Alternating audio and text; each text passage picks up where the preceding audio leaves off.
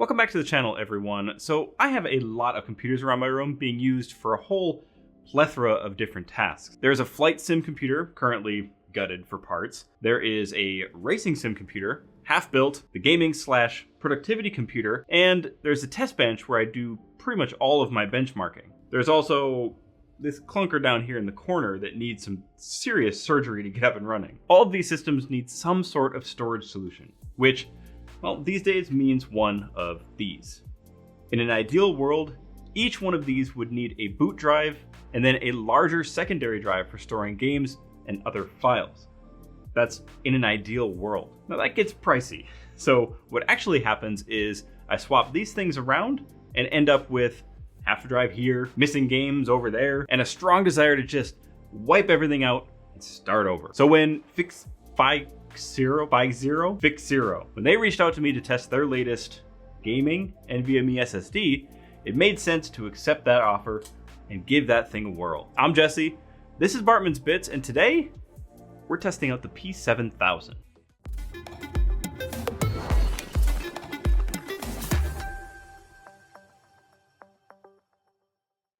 This is a PCIe Gen 4x4 NVMe with the standard form factor of 2280. All of the flash and controller fit on one side, which is typical for drives these days, especially in this 1 terabyte size. Now, Phixero has claimed read speeds of over 7,000 megabytes per second, with write speeds of close to 6,500. So removing the cover, we can see that the NAND chips, these are the 232 layer 3D TLC NAND chips, and they are made by YMTC. You can see the model number right here on each chip. The controller is the Maxio MAP1602. It's pretty common, and it is definitely found in a lot of other brands of NVMe drives. This does come with a heatsink, although it is a bit small and really lacking any substance capable of taking away significant amounts of heat. I'll test it out regardless, as there are some applications where you may need additional cooling on this drive. More on that later. Now, this is stated to be PS5 compatible,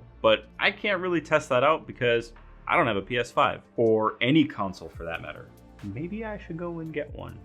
Now, that PS5 compatible statement just means that it's M-key, it has a heat sink to dissipate heat inside of the PS5 because things do get hot, and it's relatively quick. That's like literally every Gen 4 NVMe. Don't fall for that marketing, people. Now, there are other products in Phixero's NVMe line, like the P5000, which, as you may have guessed, caps out at 5,000 megabytes per second. Makes sense. For my testing in Crystal Disk Mark using this as a secondary drive, the P7000 performed exactly as advertised, hitting read speeds slightly higher than the claimed 7,000, and write speed significantly over 6,500. So you can see here how quickly this dummy 100 gig file is transferred with no drop off in speeds. Passmark gave these numbers, which put it towards the top of the higher end Gen 4 drives. Now, loading up Windows and testing this as the primary drive yielded pretty similar numbers. What they say you get is what you actually get, which is good to see. I am by no means a storage expert, so that is the extent of my testing,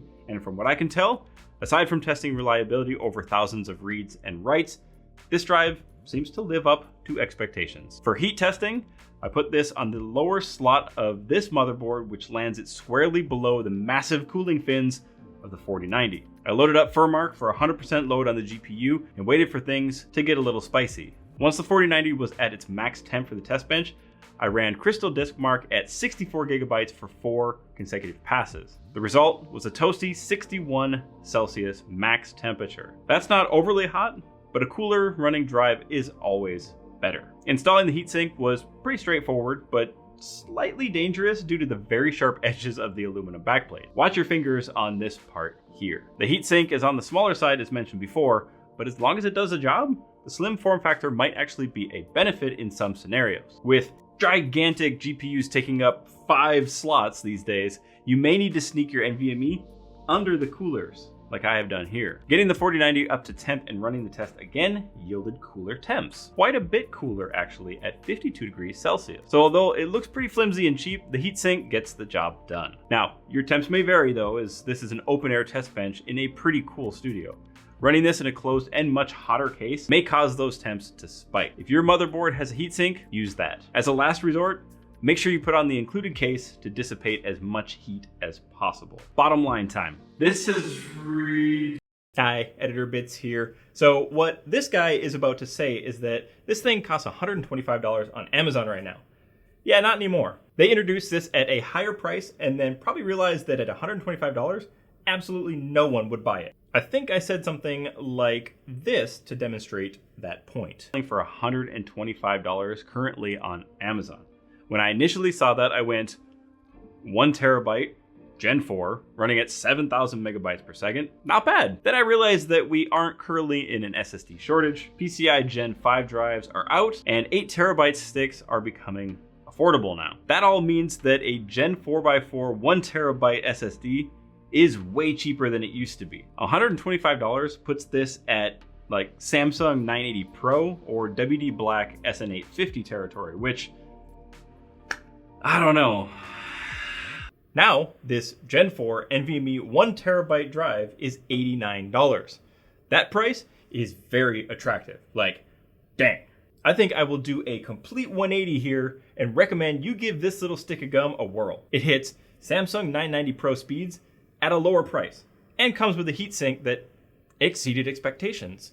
Let's get back to let the other guy finish this up. Now, if this drive goes on sale, or they completely revise their pricing to make it competitive. Most do, well, that's the point where this might be worth taking a look at. It is refreshing to see the posted read and write speeds easily achieved, so good job for not fudging the numbers. Now, there is a 5-year warranty on this, which is pretty much the standard, but the thing to hesitate with here is how hard that warranty is to cash in on. What is the RMA process like if this does fail? These are unknowns that can only be answered by people going through or that have gone through the process. With all the RMA problems the companies like Asus have been getting away with, having a well-known brand name doesn't really mean what it used to. You may be pleasantly surprised with how Phixero handles things, and that's kind of the gamble that you have to take. Like I said, if this drive does go on sale, then it can definitely be competitive with other brands that have the same capacity and speeds. This does come with a heatsink, and it did work as advertised, so make sure that you're taking that into account when you're selecting your next drive. Sometimes it's not always clear if it comes with one or not. Now, if you like the P7000 and want to pick one up yourself, use a link down in the description below. Thank you all for watching. Don't forget to subscribe, and I'll see you in the next one.